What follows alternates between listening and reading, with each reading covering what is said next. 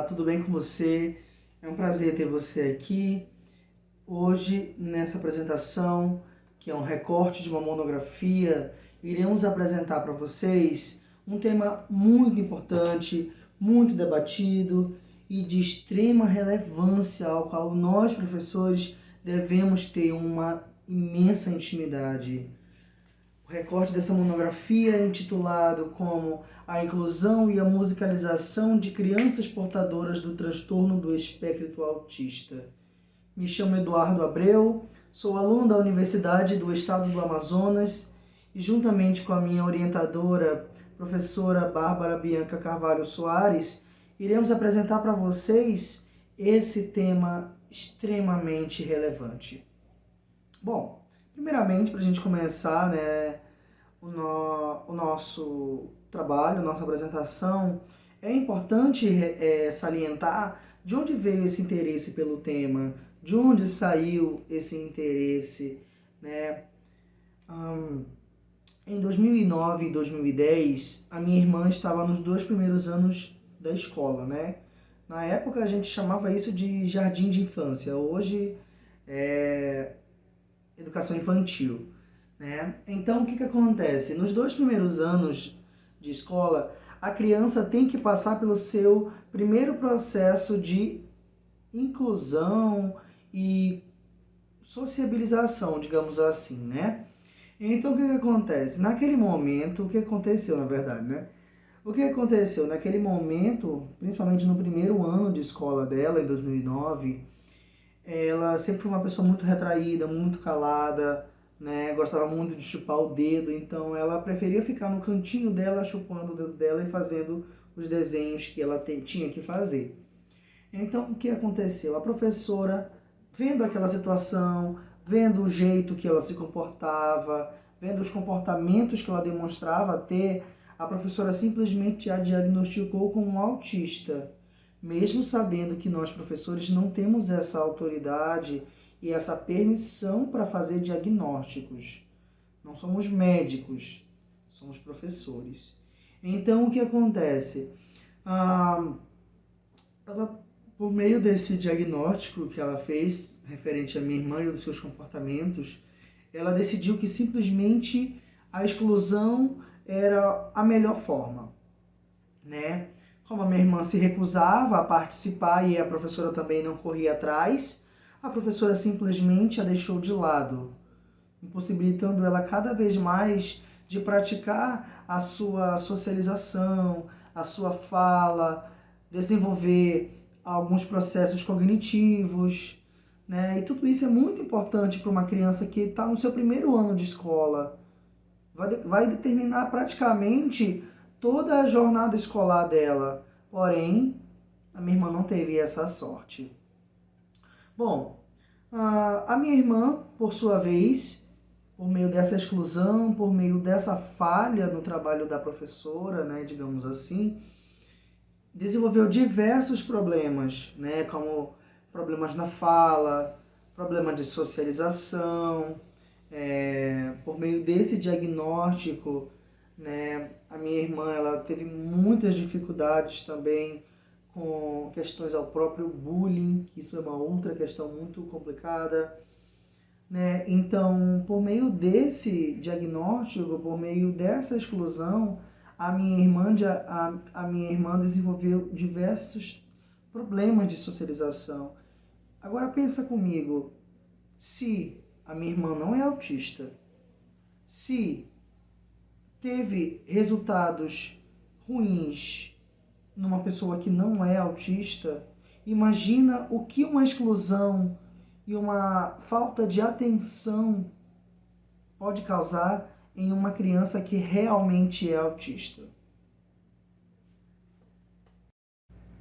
E por meio desse recorte da minha monografia, o objetivo desde o começo é, de todas as formas, contribuir para o meio acadêmico, né? Contribuir para uma possível e total compreensão de como podemos trabalhar com crianças autistas, o que podemos, o que não podemos fazer, entender a família nesse processo que no meu recorte nós apresentamos, segundo Brits e Brits 2019, como luto, nas fases iniciais. Então, o meu trabalho tem exclusivamente, totalmente o objetivo de contribuir com a comunidade acadêmica, para que dessa forma possamos trabalhar corretamente, sem excluir e sem prejudicar nenhuma criança portadora do transtorno do espectro autista.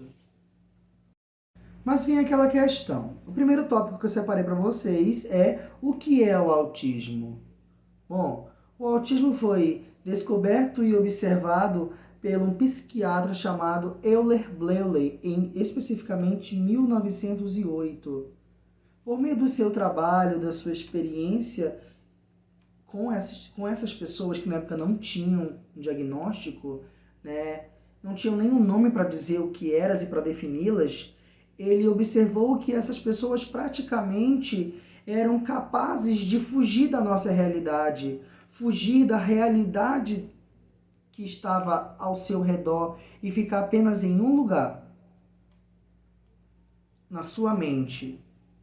Então, por meio daqueles momentos, daqueles pacientes, daquelas pessoas que possuíam um comportamento estritamente repetitivo, monótono, disruptivos, que nada mais é do que caracterização do próprio autismo, né? Esses comportamentos repetitivos e disruptivos, ele decidiu que iria intitular as pessoas com esse comportamento e essa síndrome, né, no caso esse transtorno, como TEA, ou transtorno do espectro autista. A principal observação desse psiquiatra foi que as pessoas que possuem o autismo, como ele diagnosticou em 1908, eram principalmente aquelas pessoas caladas. Como é que eu posso falar o outro termo?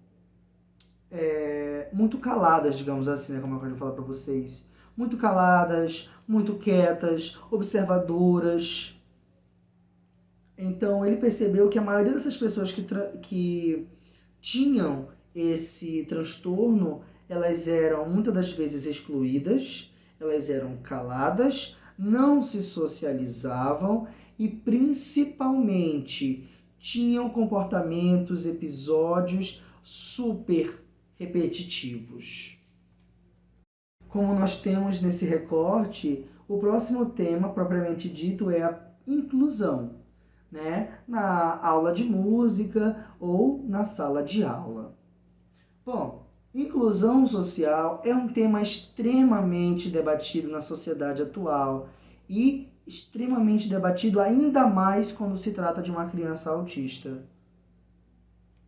Bom, dessa forma, esse recorte procurou de alguma forma mostrar para esses docentes ou para doutores ou pessoas que trabalham com autistas a valorização, né, e a importância de um olhar mais humanizado, focar na inclusão dessa criança, possibilitando um mar de oportunidades para ela se desenvolver, pois por meio da inclusão a criança brinca, a criança ri, a criança conversa, a criança tem uma determinada autoridade. Então, o objetivo de nós professores, dos possíveis profissionais da saúde que trabalham com isso e outros, tem que ser a ajuda, o auxílio a essas crianças. De acordo com a LDB de 1996, nós professores temos a obrigação de proporcionar à criança e trabalhar o desenvolvimento da maturação e da autonomia em sala de aula, também na aula de música. Então, por meio da inclusão das aulas de música e da sala de aula, a gente está trabalhando a maturação e o processo de autonomia de uma criança. E por último, e não menos importante, o tópico que nós vamos falar sobre a inclusão também e os seus debates, seus trabalhos, como é que eu posso falar para vocês? Os seus desafios propriamente dito e a musicalização, né, pessoal? Então, o que acontece? Por meio de uma aula de musicalização, especificamente para uma criança autista, nós vamos trabalhar muita coisa, como memorização. Se for um professor que impõe não é essa a correta palavra, mas que mostra para a criança a relevância de uma disciplina, podemos dizer que a criança, além de aprender a musicalização, também vai aprender bons modos. Então, o que acontece? Por meio de uma aula de música, a musicalização propriamente dita e a educação musical, segundo estudos, ela cria e gera na pessoa ou na criança o seu desenvolvimento cognitivo. Pensa de uma forma diferente, exprime na criança o desejo pelo desenvolvimento do ritmo da música, da memorização propriamente dita. Né? E nós temos também a capacidade de sociabilização por meio da aula de música, porque a criança vai chegar numa sala, ela não vai estar sozinha, vão ter outras crianças. Ela também vai estar lá dentro com o professor. Então, nesse momento, o professor vai dar um instrumento para ela, ou ela vai trabalhar um ritmo, e ela vai ter que memorizar e repetir.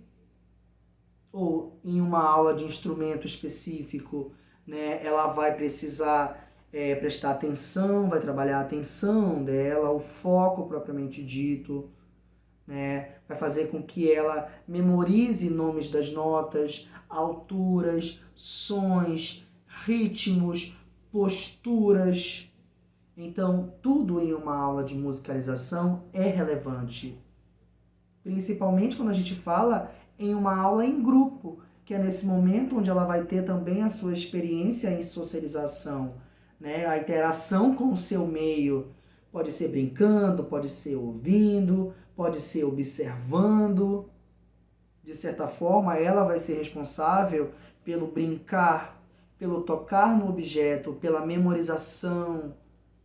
Então, nesse processo, a gente também trabalha a autonomia, a responsabilidade dela, para que ela se sinta capaz e independente para decorar, memorizar, ver e observar que ela é capaz daquilo e que quanto mais ela fizer e mais ela conseguir, mais ela vai querer, né? Então, por meio de uma boa aula de música, nós vamos aprender tudo isso.